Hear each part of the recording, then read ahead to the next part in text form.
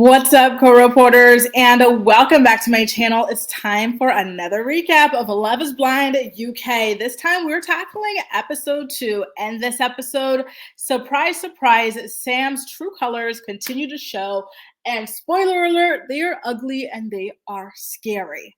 Now, before we get into the recap, I just want to remind you guys that if you like Netflix, you will love Philo. It's another streaming service that allows you to watch your favorite reality shows. But one of the big differences between Philo and Netflix is that with Philo, you get to watch these shows live as they're airing. For example, I am watching tonight's episode of Teen Mom Next Chapter live at the same time as people watching on their regular TVs, which I find to be absolutely amazing. Now, let's get into this. By the way, I've got an affiliate link in the description box of this video so that you can sign up for a 7-day free trial to have access to over 70 different channels, 70,000 different television shows. So definitely go ahead to check it out. It's in the description box. Now, let's get into what went down in this episode. First of all, at the end of episode 1, they had me on the edge of my seat wondering if Sabrina was going to accept Steven's proposal. I really liked the two of them together. I thought it would be a shoo-in, but the way that Sabrina was still staying seated, she was very calm and almost hesitant sounding. I was a little bit nervous that maybe they were going to reveal that she actually had been part of a secret love triangle or something, but nope. Thankfully, she accepted the proposal. I'm really happy, and I hope that the two of them work out. Now, okay, let's get into Tom. I feel like we start to meet this guy this week. You know, we hadn't seen him before, but here he comes, and he opens up about having abandonment issues because he was ghosted by his deadbeat dad. And yes, ghosted the way, regular people are out here ghosting their dates. His dad ghosted him. So basically, when Tom was a child, his parents divorced, and you switch the kid around. Sometimes you're with mom, sometimes you're with dad. And it was mom's turn with Tom, and she took him on holiday. And when they came back to drop him off at the father's house, they find out that daddy don't live there anymore, which is some really trash behavior. And this was a theme throughout episode 2 of the show. I'm sorry, but are United Kingdom fathers okay? Because you're going to hear more and more stories about them just being straight up deadbeats. It was alarming, to be quite honest with you. Now, he connects with a Moroccan girl named Maria, and she appreciates his vulnerability, and she shares her own story of losing her dad, but her dad didn't ghost her. Her dad passed away during the pandemic in his home country of Morocco. And unfortunately, during that time, we had travel restrictions, right? So she couldn't go there to be with him, to spend his last moments with him or anything like that. And it was just a really, really devastating story to hear about. And then I really thought that these two were going to be a good match, but guess what? We've got another love triangle, because next up, Tom's got a date with a girl named Natasha. So Natasha kind of reminds me of Danielle from season 2, because she talked about being plus size in the past and then losing a whole bunch of weight. And so I'm like, okay, well, hopefully this doesn't cause her the same issues that caused Danielle from season 2. Now, they hit it off, and he says that he's torn between her and Maria for the time being. And so it's going to be interesting to see how that plays out. I don't feel as emotionally connected to that trio as I did between Freddie, Catherine, and Ollie. There's just something about this trio that I really felt as though Freddie and Catherine were soulmates, and that if she chose Ollie instead, she would be messing up the chance of a lifetime, But when it comes to Tom, Maria, and Natasha, I'm kind of lukewarm about all of their connections based on what they've shown us so far. Now, speaking of Catherine, she tells Freddie that she's adopted, and then he tells her that he really likes her and that he isn't here to waste anybody's time. He's sure about her. And then she tells him that she's got another strong connection. And then she kind of also almost tells him that she loves him. He says something about that, and she goes, well, that's why I love. Oh, and sometimes I wonder if these people are doing this on purpose. Are they doing the silly me, or are they purposely holding back from saying it. I don't know. There's something about it that's rather interesting because this happens season after season, and some bouts with this are more convincing than others, right? Now, Freddie did also tell Catherine that a psychic told him that he would be getting married to a woman whose name starts with the letter C. And I'll remind you that our girl Catherine's name starts with the letter C. Could this be? Well, who knows? Because next up, Catherine tells us that she's still feeling her other connection, Ollie. So it's time for the two of them to have a date, and Ollie tells her that he wants to find out like if they've got anything in common. And I'm just sitting here like, girl, you are here with someone who could be your soulmate, who you've got so much in common with. You have such deep conversations with. You know about each other's like families. You both connect on like, people with disabilities. You are really like, warm about her being adopted and like really reassuring about like, all of this stuff. Like you're letting her know that she's your soulmate. And she is like, on the fence about you because she's thinking about like a guy who doesn't even know what he has in common with her. I start to wonder like if Catherine has any kind of like attachment issues or something like that has her like debating, because there really isn't any kind of a debate. Like, I'm sorry, but I had to laugh when Ollie like said that because like, let Catherine tell it. They've got some kind of great love story, right?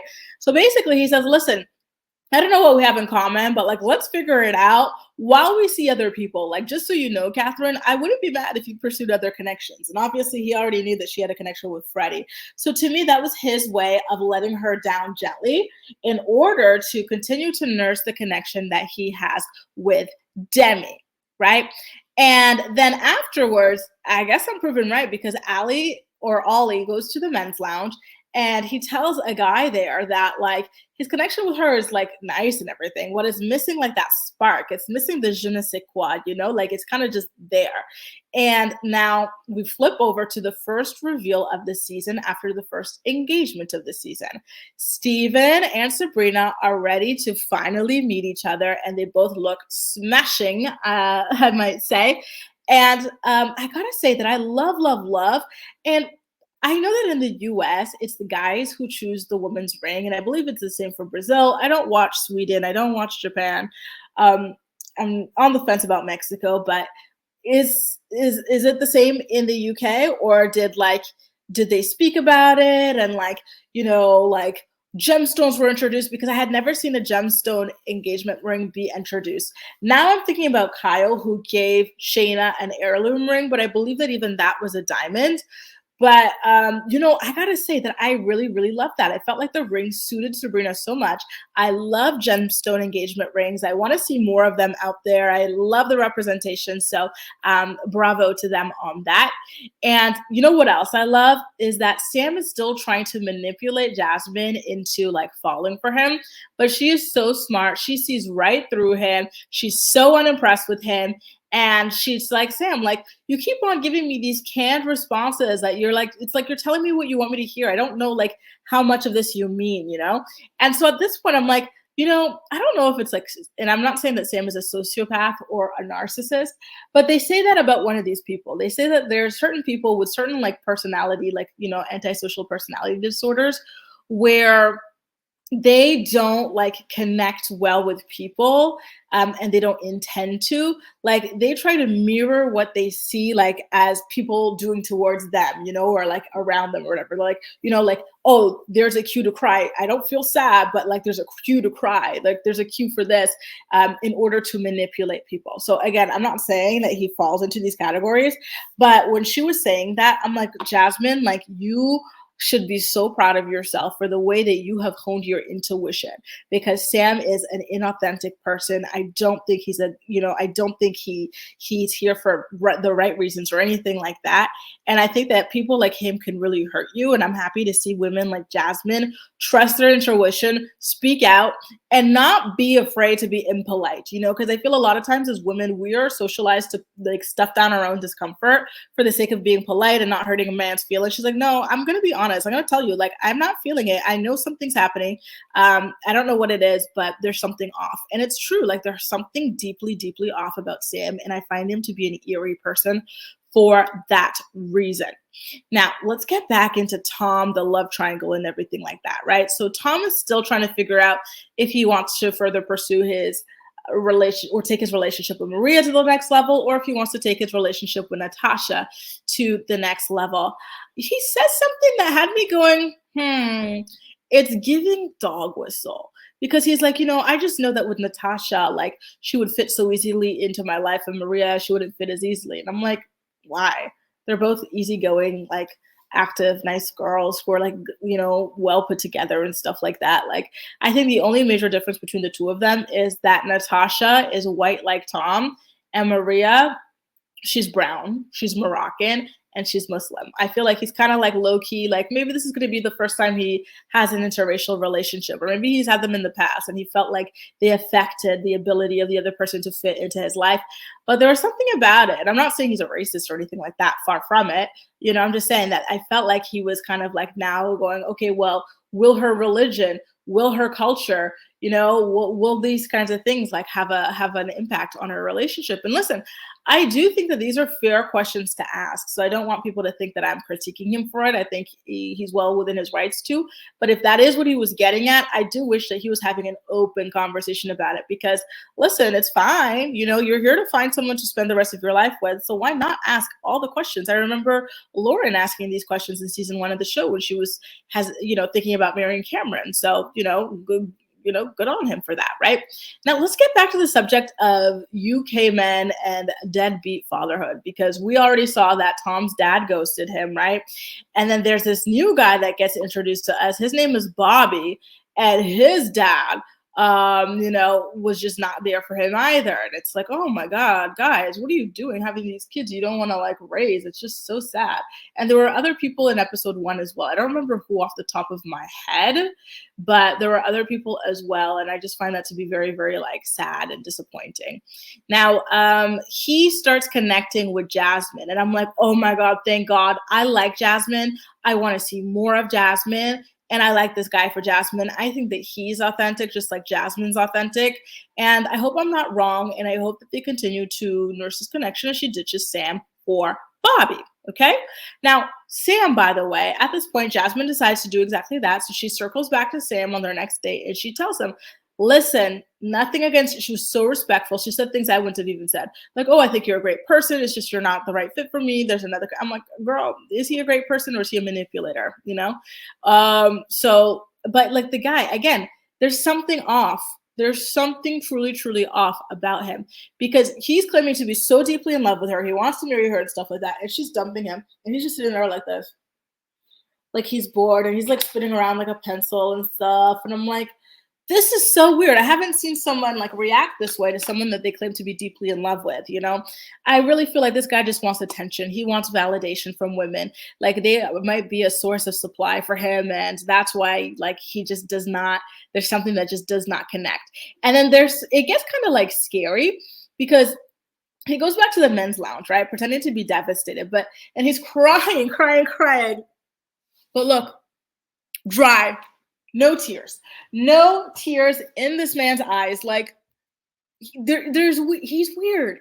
Maybe weird isn't the nice way to say it, but like he's off, right? So he's performing devastation. He's seen it play out before on TV. He's seen it play out in the men's quarters, and now he's performing. It's not authentic. So again, he cries with no tears. He dry cries, and then he looks up and he goes, anyway, beggars can't be choosers. Well, now that she's not going to bury me, I guess that I'm going to have to go ahead with my other choice, which was Nicole. I've got one option left. And I'm like, Nicole, girl, get out. Like this guy, like this is not the way you react. This is just so truly like bizarre, and it's off, and he's been off since episode 1, out here claiming he's the hottest thing ever. When he goes to the club, all the women are like breaking their necks trying to get with him and whatnot. Like beggars can't be choosers. That's how you go from one girl to the next in a show about marriage. Beggars can't be choosers. I've got one option left. Whew. Nicole, I'm scared for you, girl. Very scared for you. Anyway, let's get into our sweet Demi. She's such a lovely girl. Today is Ollie's birthday, and she decided to make him a birthday card and have him sent a slice of cake for his birthday. And You remember how there's that other girl, Catherine, who likes Ollie as well? I was kind of nervous that we would get in Irina and Bliss sort of a thing. Remember how Bliss made cupcakes for Zach, and then Irina wanted a candle because she had forgotten Zach's birthday and stuff like that. I'm like, are the girls gonna be fighting for Ollie? Please no. Please let Demi just have her moment, making him like a sweet birthday surprise, right?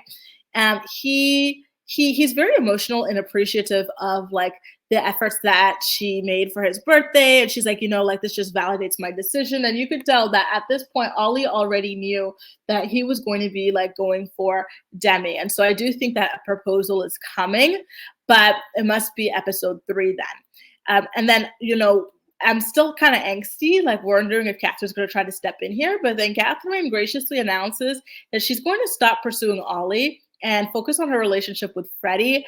Thank God, they are just a better fit in every sense of the word. And this way, everybody leaves happy. We've got Catherine and Freddie, who I think are soulmates. We've got Ollie and Demi, who are very happy together. And like all's well that ends well at the end of the day. Like just, go for logic rather than like competition. You know what I mean? And next up, we've got my girl Nicole, who I really am worried about when it comes to that guy, Sam.